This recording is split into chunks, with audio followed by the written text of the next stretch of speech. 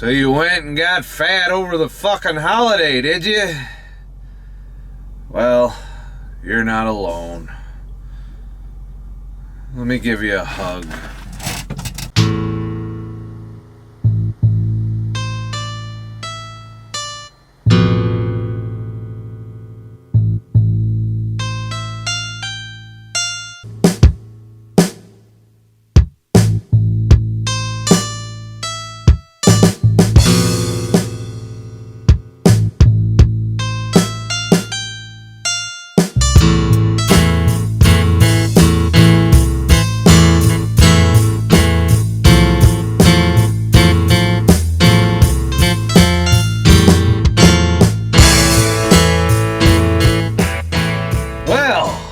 You know, the 4th of July was a great fucking vacation for me.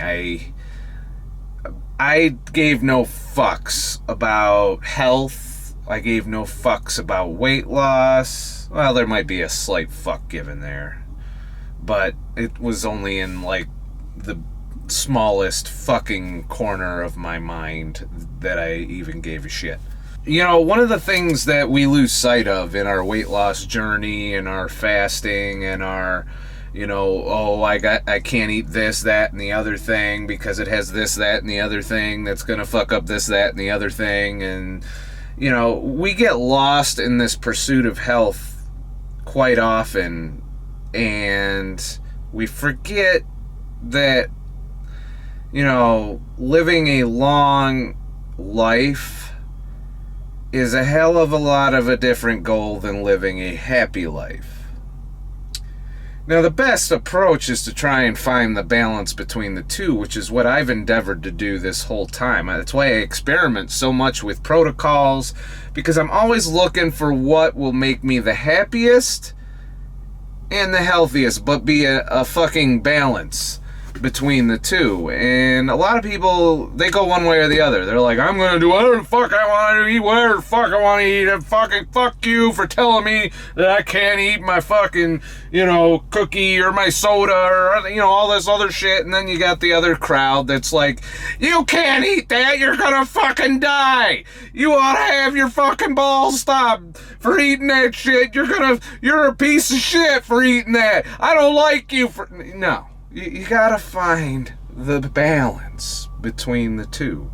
I've heard both sides of this argument, and sometimes I've leaned one side or the other. There's been times where I was just so consumed with my health and my fat and, you know, how much weight I was losing that I actually gave up a whole lot of happy moments that I would have otherwise enjoyed. You know, my fat self would have enjoyed a lot more than my healthier self, obviously. But, you know, it's this tug of war that constantly goes on between our health and our happiness.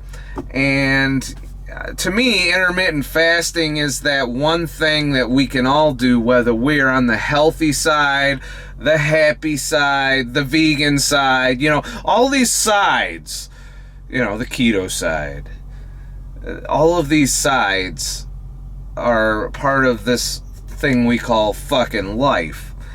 And I've always said that if you're not happy with what you're doing, it's not going to work for you long term. I've also said that whatever you're doing to lose weight or to be healthier also has to be long term.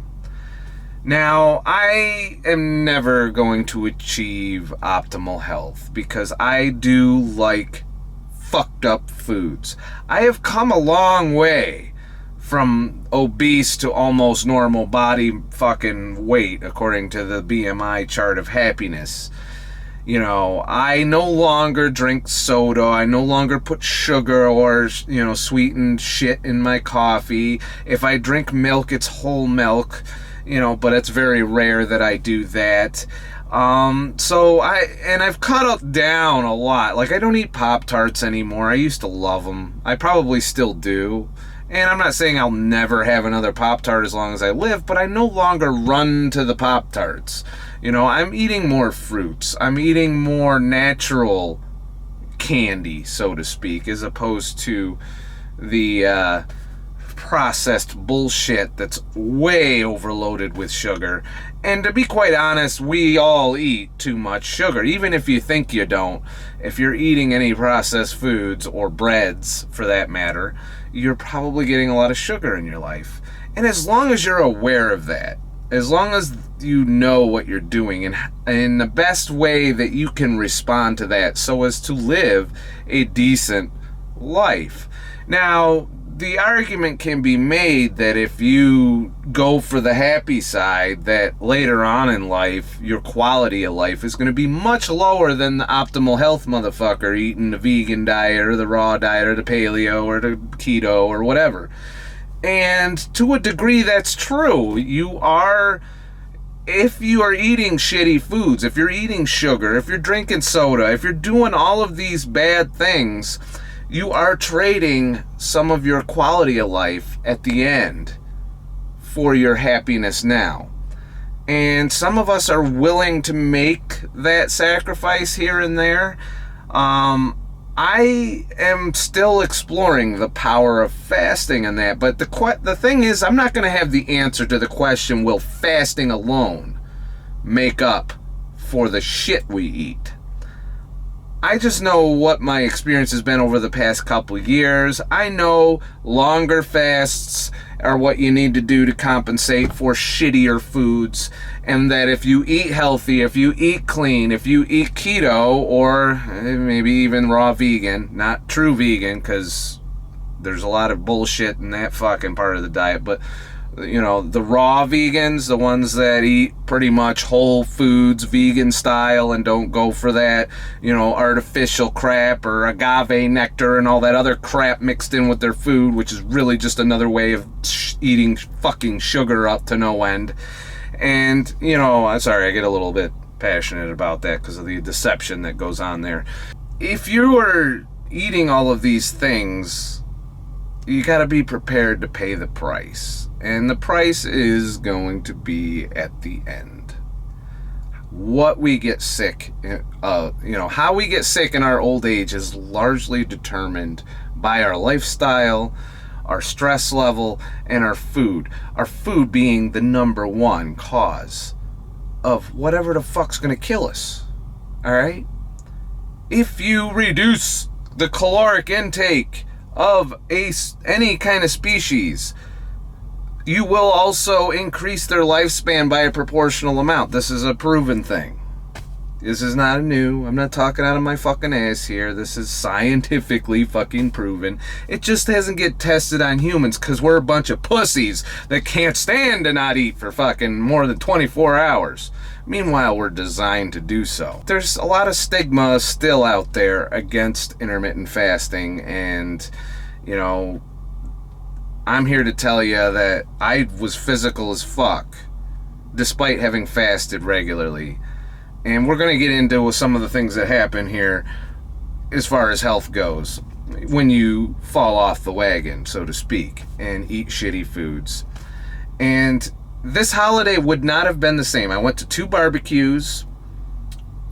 I went out and exercised quite a bit by doing the kayak thing. You can check out my kayak videos if you're coming here from the fasting community to see the level of physical activity I did over this 4-day weekend.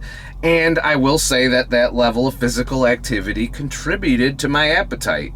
It made me fucking ravenous by the time it was said and done. When I was done fucking kayaking, I was ready to go eat.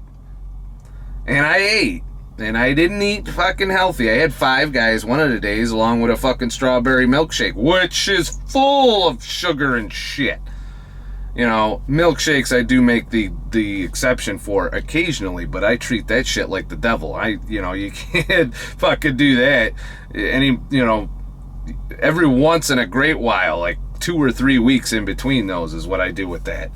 But there was one day I did that. I went to 2 barbecues. One of the barbecues, I ate, burgers, fucking chicken, beans. I had some veggies and stuff too during one of them. And, if you count beans, baked beans, I eat baked beans. I don't know if that falls in the category of health, but I doubt it. And I also had some cheesecake and I think a couple brownies during one of the barbecues. So I ate shitty and I paid the price. I gained 3 pounds. Now, some of that weight gain is just food sitting in my fat ass, that's waiting to shit, Then there's, of course, the water weight associated with the carbs and sugar that I ate. Bread and all of that was mixed in, potatoes, fries, there all kinds of unhealthy shit was had, but I enjoyed the fuck out of it, all right? I liked it. It didn't impact how I felt because I fast regularly. And quite honestly, I still pulled off 16-hour fasts at the very least on the days I ate, sometimes 23 hours. But when I ate for a while, and I had a pretty liberal eating window. Because under my current protocol, ADF, for every day I eat, I have to fast. And I'm right now 23 and a half hours fasted into a 72-hour fast that I've obligated myself to do in response to consecutive eating days. If I eat more than one day in a row, I have to fast more than one day in a row. That's part of my ADF challenge for the year that I'm doing. And then once I go back, I will go back to 36-hour eating window, 36-hour fasting, 36-hour eating, and that's the ADF protocol that I find is working best for me. And I didn't come up with that protocol. In fact, the only one I've ever heard referred to that protocol is a guy called Low Carb Corey, who no longer makes videos, but back in the day, I took a lot of protocols from what he was doing. Of course, he was bodybuilding in addition, so he probably had a little bit of a difference there. But that is the protocol I'm going back to after my 72-hour fast. I went up to 196.6 pounds, and I also went up to 37.5 inches. That was this morning's fucking measurement. So I didn't gain a lot of waist size. So that tells me that the weight gain could be muscle, could be shit sitting in me, it could be, just water weight or what have you. So I might not have really moved the needle all that much over the weekend. My appetite is still a little off because I did exercise. So my body the hormones in my body are going, okay, this dude's been fucking exercising every day for the last 4 days. We need to fucking do something. So I feel hungrier than I did before. And also the quality of the food made me feel hungrier than I did before. So getting back into the routine, enjoy your fucking holidays, I guess is the moral of the story. Enjoy your holidays, all right? Everyone around you is eating that shit. You are not hurting yourself by participating in family, friend, social situations that, make you happy, that you enjoy. And just, take the time after to make up for it. Fix the damage. But don't stress out about it. Don't ruin the good time by trying to concentrate on the healthfulness of what you're doing. I am guilty of this sometimes too. I'm sitting there and going, this is fucking bad. What the fuck am I doing? God damn it, I'm going to have to fast for 9 months because I had this piece of cake. No, just enjoy the shit and deal with it after. There's no goddamn hurry, all right? A lot of people are just like, I'm in a hurry, well, I gotta keep doing. No. Take your time with your weight loss. Take your time with correcting your health. And I can tell you now, even despite eating the occasional shit that I eat, I've improved the ratio of shit that I eat to healthy foods that I eat. I've improved my overall weight, my waist size, and I am, if looking around in my age bracket, I am ahead of the game, all right? A lot of guys my age are overweight or obese that I see. And some are in denial about it. Some of them have the whole skinny arm, skinny leg, but the huge bulbous gut thing going on. And that huge bulbous gut thing is what kills us, all right? Not the fat in our arms, not in our face, not in our ass, not in our legs, but the fat around our vital organs is what fucking does us in. And you can be a gym going motherfucker, and if you're still carrying your fat there, as in you don't have a lot of ab action and you have some, belly action and it's bulging out, oh, I drink beer. No, that's not what that's causing that. Hate to break it to you, but the sugar's what's causing that. And, as long as you're aware, I guess, and know the consequences of the shitty foods that we eat in the standard American diet. But that doesn't mean to sacrifice all happiness for health, all right? Now some people are happy being healthy, and the more power to you. Some of us can't, all right? I like some shitty foods, all right? It's like a drug. I've tried to kick the habit a couple times. I've gone strict keto. I've fat adapted, and I do like being keto. I do enjoy how I eat when I'm ketogenic, but there are still very pleasurable foods that I miss out on when I do that. And when I came off keto this time around, I did still feel good, and I did still enjoy the foods that I reintegrated into my diet, mainly the pastas and some breads and some shit. And as long as I don't go overboard, I believe my ADF will keep me where I'm at. Now, am I optimally healthy? No, I could probably lose another 10 pounds and another inch or two off my waist and be optimally healthy, as good as I can probably get given what I've done throughout my life. But I still drink. I still like cookies. I still like baked goods. I still like my milkshakes. And no, my milkshake doesn't bring all the boys to the yard, alright? I mean, it's the bad fucking shit to eat, alright? But I like this shit from time to time, and I'm not willing to give it up the rest of my life, alright? I'm not willing to sacrifice happy moments. Ice cream, cookies, cake. Those things may give us a little bit of happiness, right? Yeah, they're bad. I don't dispute that. But I don't think that, given my fasting knowledge, that it's going to take me all the way back to where I started. Because it hasn't. And it's not going to. I don't let it. If I eat a lot of shit, I do a lot of fasting. And that's how you need to approach this. So no matter how you eat, you'll know when you ate fucked up. And your body will tell you that you ate fucked up by growing very rapidly.